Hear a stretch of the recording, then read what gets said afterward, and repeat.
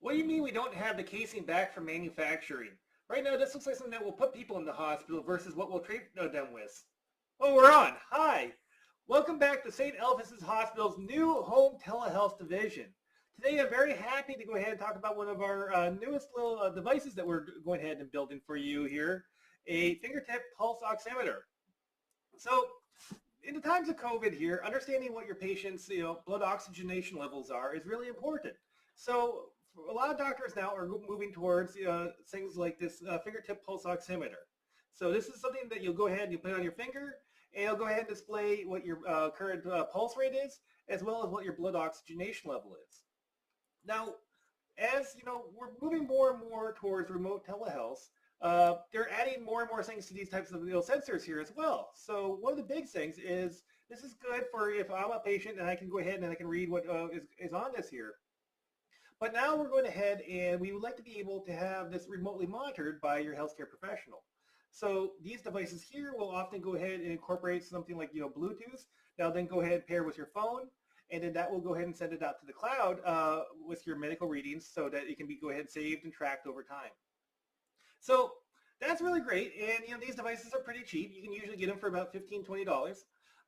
But really, this is still a problem here for a organization like St. Elvis because of the cloud.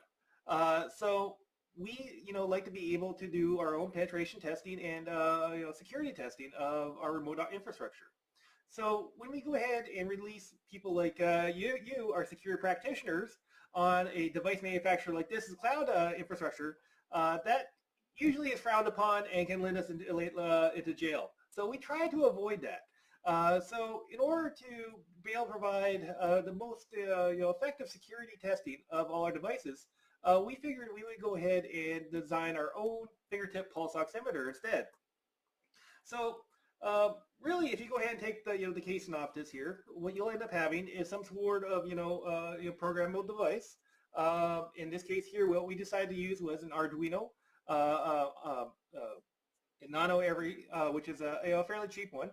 As you can tell, we got the really cheap one here. It doesn't have a built-in battery source, so it's going ahead and getting its battery over USB or power over USB. And we went ahead and incorporated a sensor into this as well. So this is a Max 30102 pulse detection device sensor. So this can go ahead and it has a little red light here. It's able to go ahead and shine onto your finger in order to be able to get an accurate reading on this here. So this is really the basic device. It's actually pretty cheap. This here you can get for about $5 a sensor, and this Arduino you can get for about $10. So that's all great, but what we, as I said, really care about is the cloud infrastructure. So let's go ahead and take a look at that. Our first problem was we actually needed to go ahead and develop that cloud infrastructure. And the question that we had to ask ourselves was, what are current medical device manufacturers doing when it comes to providing remote patient healthcare? So a great place to start is the NIST Special Publication 1800-30, Securing Telehealth Remote Patient Monitoring Ecosystem. This is a document written by the NIST National Cybersecurity Center of Excellence, where they looked at what a lot of different medical device manufacturers were doing and then tried to go ahead and provide general guidance about how to do this securely, which, as you can imagine, is really important for a group like us here at St. Elvis.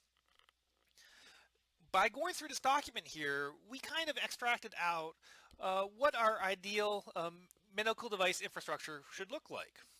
So this is a kind of a high-level diagram of that. So going back to the whole idea of having a medical device connecting to a patient's phone here, you can see the medical device I was just kind of showing there a little bit earlier in the top left-hand corner there, where you have a control plane, kind of like our Arduino, connected to an LED sensor. It has a set of ports associated with it here. And in this version here, it would have a Bluetooth networking to be able to connect with the patient's cell phone.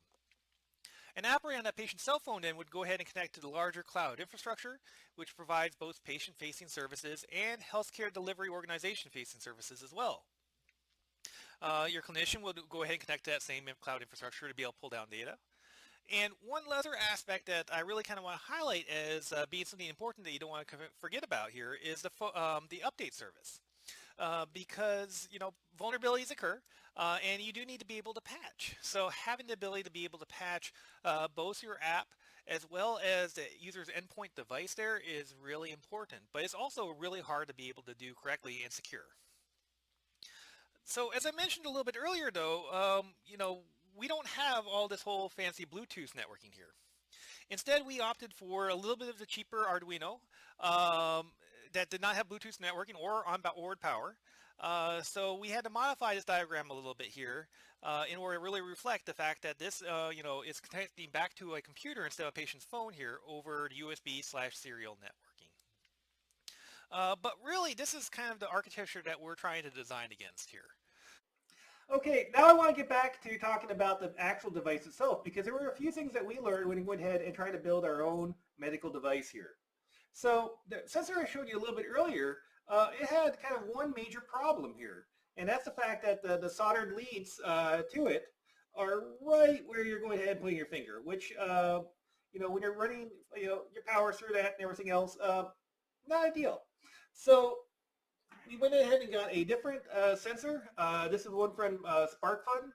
It's a little bit more expensive, but the nice aspect is that you're not putting your finger anywhere near where your bad solder jobs were for your device. So the kind of the next thing that we kind of found out though was that in order to get a even semi-accurate reading from this device here, you need to be able to apply constant pressure to the sensor. And people are really bad at applying constant pressure. It causes the readings to be kind of all over the place. So you need to go ahead and have something that kind of does that for you here, so that way you can get a accurate reading. So our engineers here at St. Elvis, only apply the best for everything here. We've been going ahead and using the greatest in constant pressure technology. This is kind of one kind of showing how uh, designing medical equipment is actually really hard.